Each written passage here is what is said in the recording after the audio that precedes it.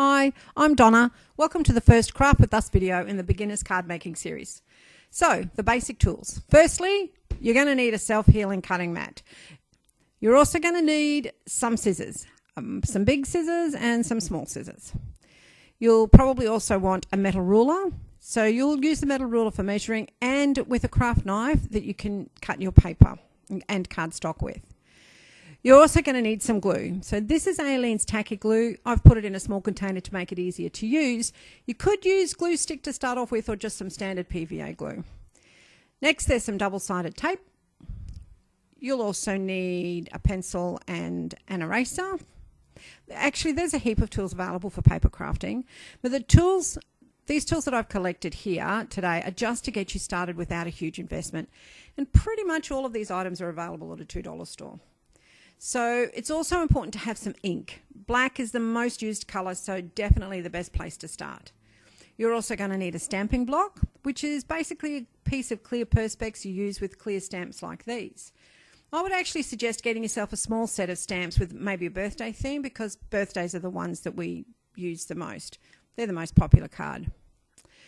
I always have some scrap paper with me that I can write notes on and that I can stamp on to practice.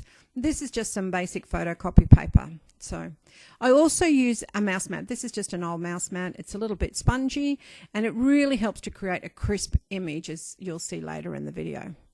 That's pretty much all the must-haves, but there are a couple of items that I can't live without. One is my bone folder and the other one is my pick tool. It's got a sharp point one end and use it for all sorts of things. So, on to our project. You're going to need to start with an A4 piece of white card. I actually get mine online, but you can get this basically from supply shops. That's about 240 GSM. This is just some pattern paper. It's half a sheet. You normally get it 12 inch by 12 inch. The same with some plain coloured cardstock. Choose one that coordinates with your pattern paper. You'll need to cut the A4 piece of paper in half. We only actually need one half for this card. We're going to fold one of the halves in half again. You line it up down the edges. I actually then press down the middle of the fold side of the card. I run my finger from the centre out one side, then from the centre again to the other side, and then use my bone folder on both sides to make sure it's a nice, flat, crisp edge. I find this works best. So the card we are making today can either be a side fold or a top fold, so pretty much portrait or landscape.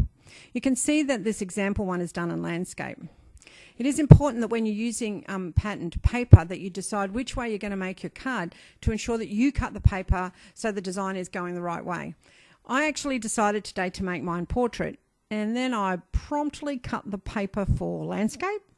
As it turned out, it wasn't too bad because the paper that I chose was good either way, so I was still able to make my card in a portrait manner.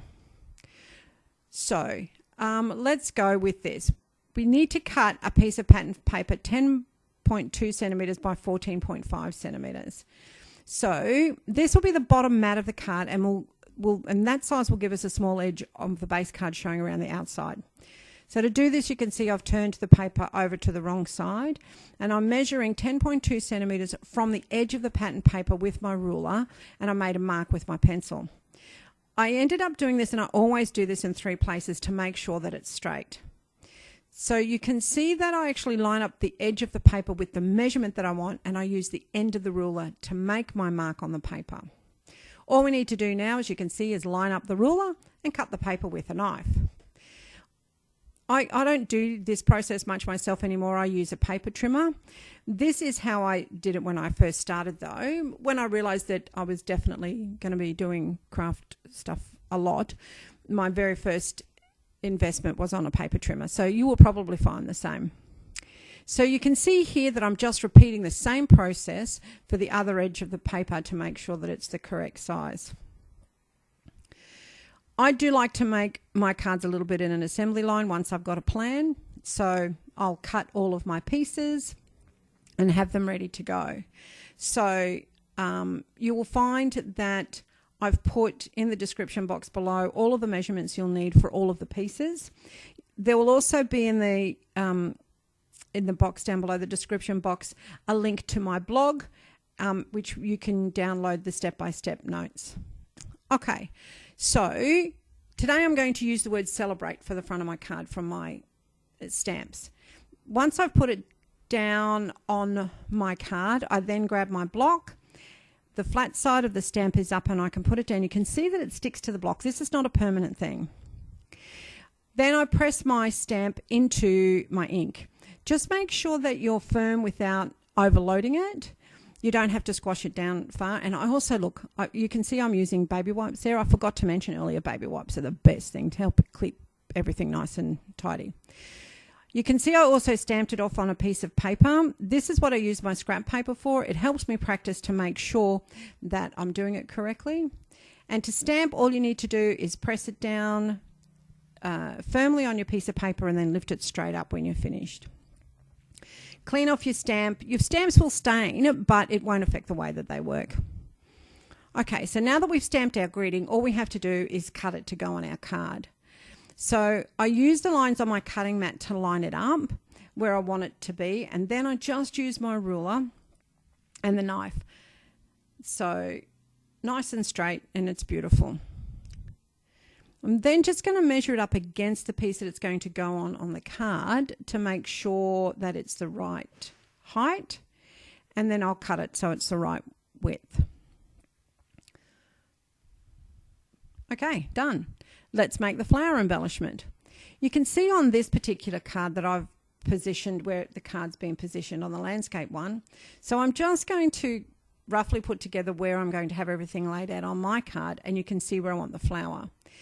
On the step-by-step guide, you will actually get a flower template. I didn't use the template on the example card you can see there, but it is available.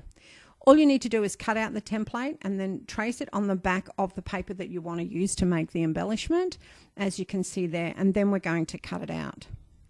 So what we're actually doing here is fussy cutting this. It's called fussy cutting. We're not actually being that fussy because you don't have to be on this particular one. But when you use stamped images in the future and you're wanting to cut out, you will do fussy cutting. Just a little tip when doing this, to make your cutting out shapes a little bit easier and to give you a smoother edge, is move the paper around, not the scissors. You can see that that's what I'm doing here. I'm moving the paper rather than the scissors. It did actually take me a little while to get used to this, but we managed it, and it works really well. So once you've finished cutting all of them, we're just going to screw them up. Look at this. We're just like rubbish, screw them all up into a ball. So this is actually going to add extra texture to the petals. So once you've done that, then you need to gently open them up again. So you can see that's what we're doing. Now we're just going to rough up the edges. So grab your scissors. You can see that I've grabbed my smaller scissors there, open them up, and I'm using this sharp edge of one of the blades, of the scissor blades, to rough up the edges. You can't actually see it really well in this video, but you will be able to see it in the photos that I've got at the end. You can see that what this does is it makes the petals, the edges of the petals, nice and soft. So when you've done that, all you're going to do is layer all three pieces of the flowers. So the largest one goes to the bottom, then the middle one, then the smallest one. I'm going to pull out my mouse mat again, and I'm using my pick tool to put a hole. You can just use a pair of scissors if you wanted to, or something sharp. I'm just popping them all back on there again. And now I'm just offsetting the petals so they're not all even. That's a little brad that I'm putting inside there. You can't actually see it too well in here, but a brad is like a little fastener. It's got a little round thing on the top and two little legs that you can see you can spread out. If you don't have any brads, you can just glue the pieces of the flower together and then maybe put a button in the center. And then do what I'm doing here, and that's just screwing it all up and fluffing it all up a little bit more. And voila, look at that. Now what we're working on is we're going to do the same to the edges of the paper that we did to the edges of the flower. So with our scissors, you notice that I didn't do it on the base one because I wanted to keep that nice and flat, but I am doing it on the others. Now on this particular piece, you can actually really see it because this piece of card, this pink piece of card, has a white core, so you can see what's happening there. This adds a lot of extra texture and a lot more interest to your card. And, you know, you don't have to be really gentle. It doesn't matter if it rips or it tears a little bit. It just adds to it. I've decided that on my greeting here, I'd like to make it a little fishtail to make it look a little bit more like a banner. So I'm going to trim it down a little bit. You can see I'm trimming it down the end of the word, and now I'm trimming it a little bit from the beginning of the word. What I'm going to do is just put a little cut down the center and then clip in from the corners to meet that cut, and that will give us a nice little fishtail edge.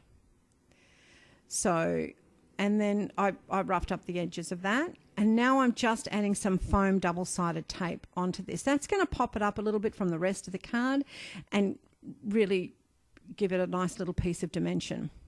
Okay, double-sided tape. I'm just going to add the double-sided tape to the back of all of the pieces. You can see that I've actually put the tape over my hand, and basically I'm using my arm as a tape dispenser. I then run the tape along the edge of the paper on all four sides. So I'm just tearing it off at each end. Nothing fancy about that. It's pretty easy to do. I actually do this because I just find it a little bit easier to place on my card, which you will see in a moment. What I'm doing now is I'm just pulling up one corner, and then I realize, oops, I forgot to do what we call burnishing the tape. So this is actually pressing that tape nice and firmly into the paper with my bone folder. And now I'm just pulling up the other corner. And I do this so I can position this on the card and make sure it's even. Just press those two corners where the tape is pulled up, and then you can see I can just pull the tape out from underneath, and it'll be beautiful and straight every single time. So I'm just going to show you that process again. You can see I've already put the tape on these pieces. I'm burnishing it. I'm simply going to pull up the tape in one corner, then pull up the tape in the other corner, the opposite corner.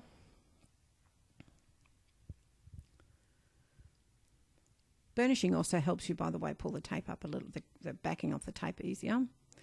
All right, I'm going to line those pieces up. Once they're lined up, just press down in those two corners, double check, make sure it's correct, and then remove the rest of the tape. Beautiful, and make sure it's secured. So I then went ahead and did that to all the rest of the pieces and attached them to the card you can see here. All we need to do now is attach the greeting. So I've attached the greeting right up alongside, you know, they're all even down that particular side, all of the pieces. The flower, easy peasy now, just put some glue on the back and pop it in where we want it to be. Lovely. Okay, so now you have a beautiful birthday card. Congratulations. Bye for now, and I'll see you next time that you come craft with us.